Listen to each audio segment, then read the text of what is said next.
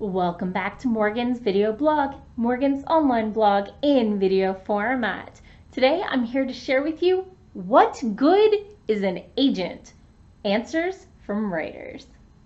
If you've been paying attention to the literary agency world in the last month or so, you've probably heard about the embezzlement conviction of Darin Webb, the accountant for the 49-year-old UK literary agency Donadio and Olson. Webb's total theft, $34 million. Million! So then this opinion piece came out on chriswrites.com, Chris with a K, and was passed around, warning of the dangers and lack of oversight for all agents. It may have left you wondering, if you ran across it, with all the risks, why would I want a literary agent? Well, at Balticon 52, I got to hear a wide variety of perspectives from published authors who have had every sort of agent possible. Here are the stories of Leah Cypess, Keith DeCandido, C.S. Friedman, T. Morris, and their hunt for a quality agent. So, some of them shared their story about how they got their first agent. C.S. Friedman started off with just a publisher. They handled all her negotiations and just used their standard boilerplate contract. After book 2 was published, 2 agents approached her.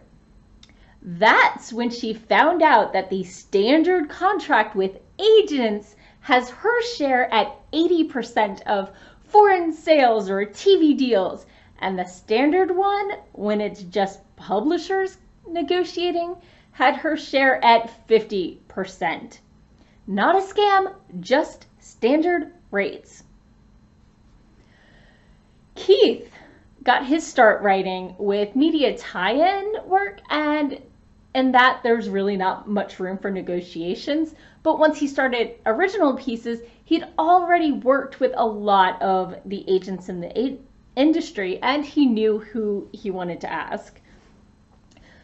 Leah Cypess spent years sending her works to publishers 20 years ago when the market was different, and eventually began to get rejection letters saying, not this, but do you have something else? Once they accepted her book, they suggested she get an agent.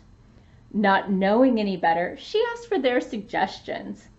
So, in retrospect, this wasn't a great idea for several reasons. One, the agent they suggested felt compelled to say yes to maintain a good relationship with the publisher. Secondly, she felt compelled to accept their suggestion unless she had a good firm reason to say no. And the agent they suggested wasn't actually very familiar with her genre and her market. And they ended up just being a mediocre match. So, what do agents do for you? Other than the money, which a good contract lawyer might help with, what other reasons are there to get an agent? Well, they're your biggest fan. Many are editors and can make your story even better before they sell it to a publisher or hire someone to do it for them. They take off the negotiation pressure. It's really hard to run a bidding war for yourself. You need that level of, I don't know what they're gonna think about that you can really use the leverage to get better offers. They can yell at editors for you so you can keep your good relationship with the editor.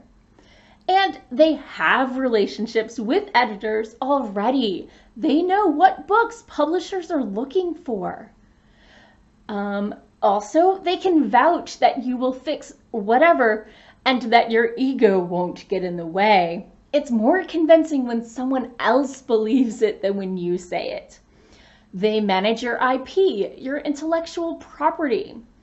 And a good agent is neither a pushover nor belligerent. They'll do right by you without making your publishers' lives hell.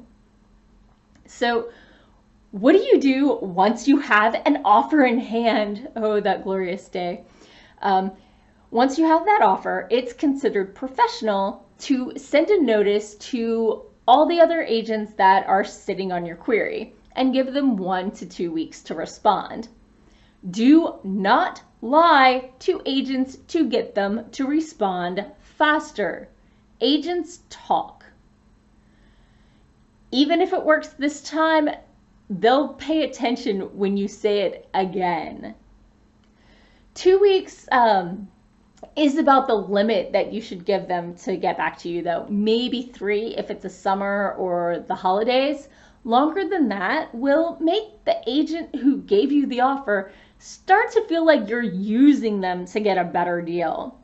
Don't do it. You'll just... Publishing is a small industry. So when should you leave an agent?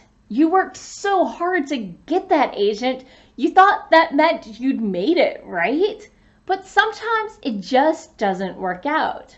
Now, this is something you don't usually hear writers talk about, but 3/4 of professional writers have left an agent. I know. Let me say that again. 3/4, 75% of professional writers have left an agent. So what are the warning signs for when to leave an agent? And of course, some of those were the agent was getting out of the industry, etc. Many of those were congenial. But what are warning signs to look out for? 1, no news is not good news. They should be checking in regularly and letting you know what they're doing for you. Once every 2 to 3 months is okay. This is publishing. It doesn't have to be a daily check-in. Another warning sign is they're not submitting your work or following up with the publishers that have it.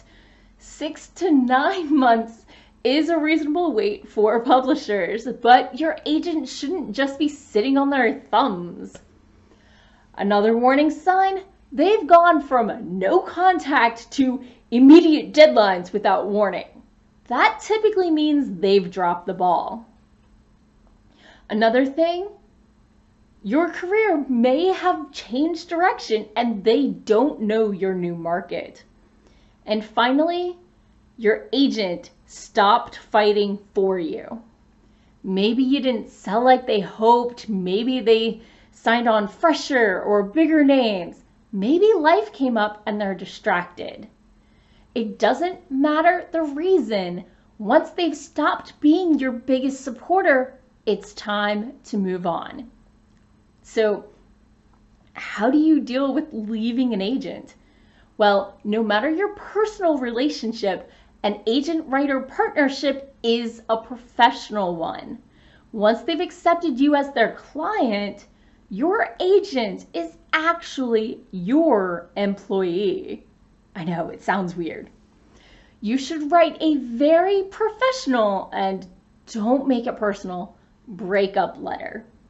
Remember, they still get their percentage on all the contracts they've negotiated for you. Like a divorce, you're sharing custody of your kids, and typically your money goes to their agency and they pay you out your portion from there. Wait, what? Shouldn't it be the other way around? Well, maybe, but this way you don't have to pay taxes on their portion of the money. When you have like a nanny or an in-house kind of thing and you pay them directly, you have to pay taxes and Social Security and everything on that. So maybe it is better this way. I don't know. I didn't set it up. So when don't you need an agent? Well, short story submissions. The money isn't there and typically agents don't come into play.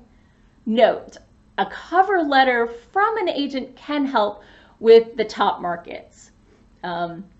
You don't need an agent to submit if the publisher does anything to ask for manuscripts. That makes your manuscript solicited. Note, usually waiting to hear back this way is even longer than with an agent.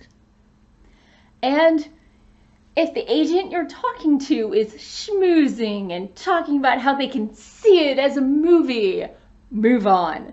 Movies are a hard field to break into, and literary agents have about nil influence there. Don't believe them, just move on. So we've talked about how agents are your interface with the publisher very often. Well, let's talk a little bit about publishers. Publishers are always looking for the next big thing. Small publishers are hungry. But before you opt to go with a small publisher, pay attention to their audience, their resources, their current markets, and the quality of their products. Now, traditional publishers have known names lined up and will bump new authors if they're worried about the market impact. Their lead books get all the marketing money and the rest are ignored. But they get you into every bookstore in the country. So their lack of marketing is still exponentially greater than most small publishers can hope to achieve. You typically get a smaller advance for much wider distribution. Getting an agent is hard, but getting the right agent is harder. Here's to hoping that it's a good match when you both swipe right. Once again, thank you for tuning in, and I hope you're tuning in again next week when I'll be back with more writing tips and writerly musings. As always, feel free to subscribe so you don't miss it, and I'll see you then.